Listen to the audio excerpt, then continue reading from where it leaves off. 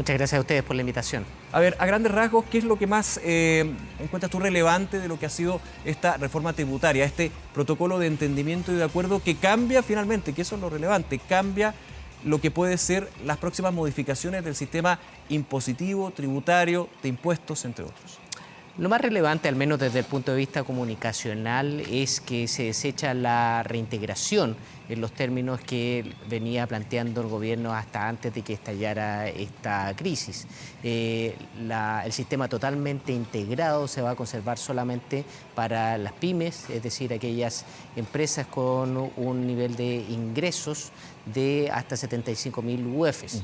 Y el resto quedaría entonces en el sistema tal cual está planteado hoy día. Este modelo, perdón, de integración que va a ser diferenciada entre grandes empresas y pymes, como podríamos ya hacer notar y bajando esa información, también se suma a incentivo a las pequeñas y medianas empresas que están contenidas inicialmente en el proyecto presentado por el gobierno de Sebastián Piñera. Sí, efectivamente, en lo grueso, en lo medular, se mantienen aquellas medidas que ya estaban acordadas y que fueron aprobadas por la Cámara de Diputados. Nos referimos a un sistema alternativo, con simplicidad desde el punto de vista administrativo, con contabilidad simplificada, con una posibilidad de tener una tasa menor de impuestos, y lo que se está agregando ahora es, por ejemplo, la posibilidad de tener un pago provisional, que es aquel pago que hacen todos los meses las empresas de una menor entidad, de modo tal de poder darles liquidez, que es una cuestión realmente importante, especialmente por los momentos que están viviendo.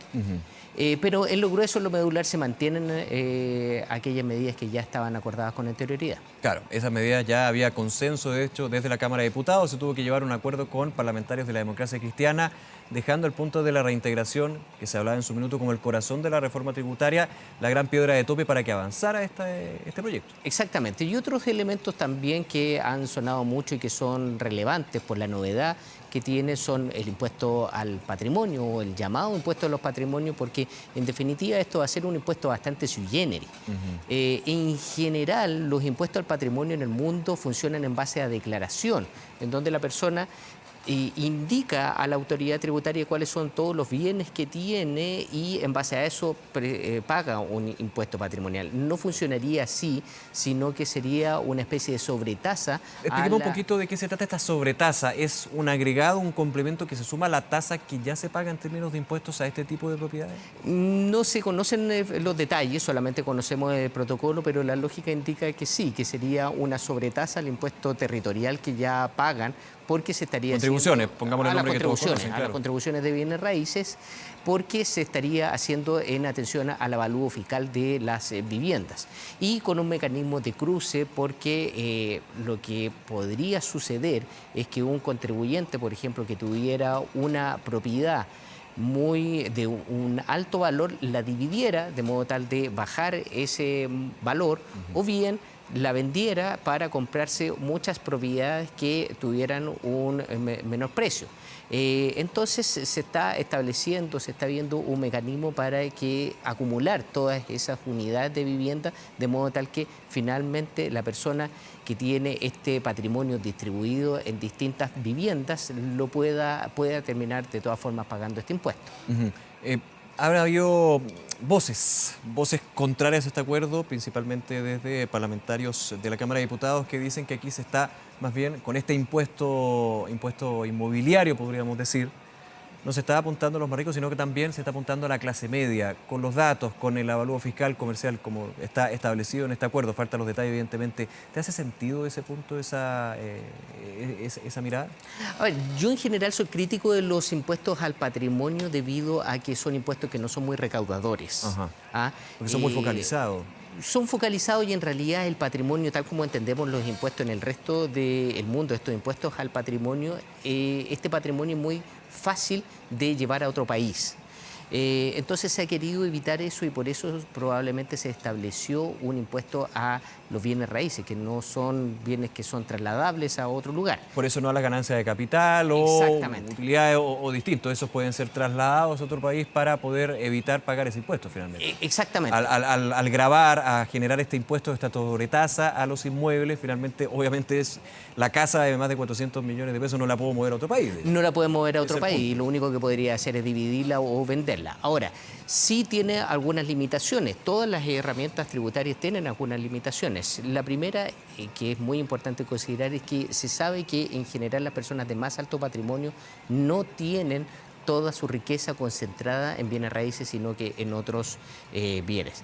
Y respecto al punto que tú me preguntabas, es bastante discutible hasta dónde empieza la clase media, que en Chile casi todo el mundo se considera clase media. Pero yo le diría que con un avalúo fiscal de 400 millones de pesos estamos hablando de personas de alto patrimonio. De modo tal que yo considero que es una cifra adecuada porque estamos hablando de un avalúo comercial de 700, 800 millones de pesos. Claro, en algún minuto, de hecho, en las primeras trascendidos declaraciones de este acuerdo se hablaba de un impuesto que grabaría a partir de los 200 millones de pesos de avalúo fiscal. Claro, que no es tanto. No es tanto. No es tanto, efectivamente. Ahora, quiero ir a otro concepto que acuñaba no solamente el ministro de Hacienda actual, Ignacio Briones, sino también se ha ido acuñando durante todo este proceso, más de un año de discusión del proyecto de armonización tributaria del gobierno, que es un proyecto pro inversión. Con estos cambios, con este acuerdo, muchos dicen que aquí el gobierno tuvo que ser, evidentemente también explicado por el estallido social, por las demandas, por un cambio también de mentalidad, se mantiene el concepto de pro inversión, pese a que muchos dicen se va a terminar recaudando, es decir, se va a gravar más impuestos a aquellos quienes justamente invierten. ¿Cómo se manejan esos dos aspectos? Porque uno podría decir son contradictorios, de hecho han generado discusión acá. Sí. Hay que considerar respecto de las medidas pro inversión que la tributación o los impuestos es solamente uno de los aspectos que considera el inversionista al momento de colocar sus platas en Chile. Claro. Por la crisis que estamos viendo tan sostenida, es evidente que nuestra inversión se va a ver golpeada. De modo tal que nosotros podemos hacer algunos esfuerzos desde el punto de vista tributario, pero no existen balas de plata. Eso es un primer elemento que tenemos que considerar. Se han promovido medidas más agresivas para la inversión, específicamente haciendo más interesante la depreciación acelerada, que es un mecanismo que a mí me permite comprar un bien que lo tengo para producir, un horno industrial en el caso de un panadero, por ejemplo, y que me permite este mecanismo de la depreciación acelerada llevarlo a gasto no durante la vida útil del bien, sino que en un tiempo menor, de modo tal de aumentar la cantidad de gastos y de esa forma yo pagar menos impuestos. Claro. Efectivamente, cada una de las medidas que conlleva una promoción a la inversión conlleva a su vez aparejado una menor recaudación. Pero en la suma y la resta creo que el saldo es positivo y se están tomando las medidas adecuadas para mantener el equilibrio fiscal. Ahora, Gonzalo, con lo que se conoce llevo a otro punto y también pensando en lo que fue el inicio de esta discusión del proyecto. Se hablaba de simplificar el sistema tributario. De por sí, el sistema tributario para el común de los mortales es complejo. Lo manejan tú, en este caso, evidentemente, también lo que son la gente del Servicio de Impuestos Internos, los contadores. Se simplifica, que finalmente el objetivo de esa simplificación es que, por ejemplo, las pequeñas y medianas empresas no tuvieran que recurrir a, por ejemplo, contadores o un ejército de contadores para poder hacer, por ejemplo, la declaración de impuestos u otro tipo de procesos de gravamen. ¿Se mantiene todavía esto de la simplificación? Yo creo que con las medidas que se habían adoptado antes, cuando se aprobó el proyecto en la Cámara de Diputados, ya existía una cierta simplificación, pero para las pequeñas y medianas empresas. Eso era lo clave. Para las empresas de mayor tamaño no existe una simplificación. Yo creo que nuestro sistema tributario en ese sentido está al debe. Tenemos que tener una discusión de largo plazo, de modo tal de ver cómo tomamos medidas adicionales para simplificar, porque el foco en las últimas reformas tributarias ha estado en la equidad, sí, pero hemos estado complejizando el sistema tributario de modo tal que hemos ido cayendo en las encuestas y en las estimaciones en torno a la simplicidad del cumplimiento tributario.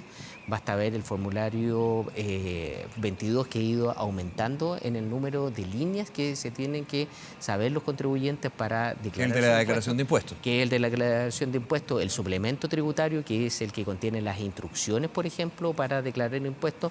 A principios de la década del 90 eran unas cuantas páginas y en estos momentos ya va en cerca de 800 páginas. Eso da cuenta de la complejización que está teniendo nuestro sistema tributario y tenemos que tener una discusión en torno a ese punto. Y ahí te pregunto, ¿cuál es el efecto que puede tener un sistema aún más complejo en términos tributarios? Varios efectos. Primero que todo, se hace más inequitativo. Es curioso porque hemos hecho modificaciones buscando hacer un sistema más equitativo, pero si complejizamos demasiado el sistema, lo que va a suceder es que solamente aquellas personas que tengan la posibilidad de tener una adecuada asesoría tributaria, una asesoría que en general no es barata, Claro. van a poder cumplir adecuadamente sus obligaciones tributarias. Aquellas personas que no cuenten con esa asesoría no la van a poder cumplir. Gonzalo Polanco, director del Centro de Estudios Tributarios de la Facultad de Economía y Negocios de la Universidad de Chile. Muchas gracias nuevamente por acompañarnos. Muchas gracias a ustedes. Hasta luego, gracias. Hasta luego.